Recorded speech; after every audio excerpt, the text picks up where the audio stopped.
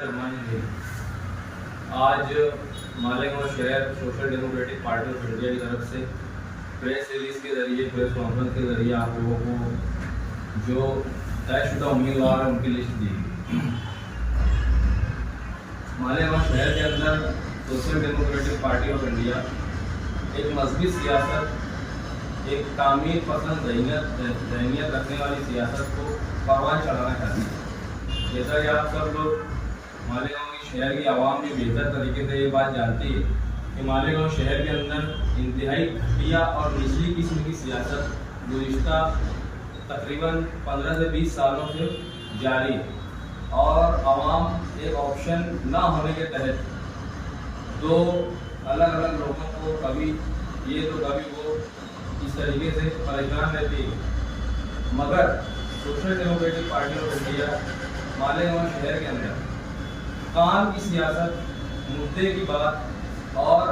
कौम और मालेगांव शहर और हिंदुस्तान की फलाह बहबूद के ताल्लुक से और मालेगांव शहर के अंदर जो बुनियादी मसाइल जैसे कि पानी का मसला है, बिजली का मसला है, इस ताल्लुक से आवाम को बेदार करके इन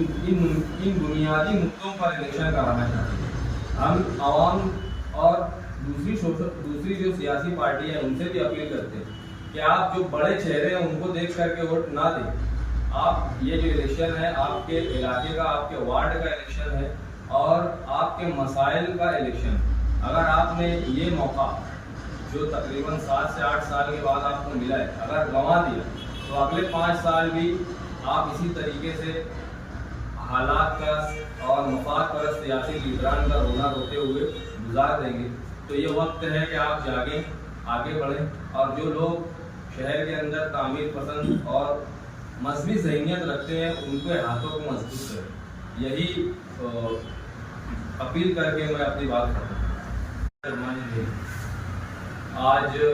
मालेगांव शहर social democratic party of India की तरफ से प्रेस रिलीज के जरिए, प्रेस कॉन्फ्रेंस के जरिए आप लोगों को जो तयशुदा उम्मीदवार हैं उनकी लिस्ट दी गई।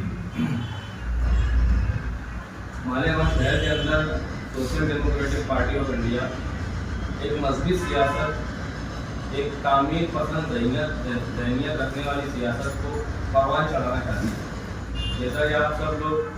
मालेगांव की शहर की आवाम भी बेहतर तरीके से ये बात जानती है कि मालेगांव शहर के अंदर इंतहाई घटिया और निचली किस्म की सियासत गुज़िश्ता तकरीबन 15 से 20 सालों से जारी है और आवाम एक ऑप्शन ना होने के तहत दो अलग अलग लोगों को कभी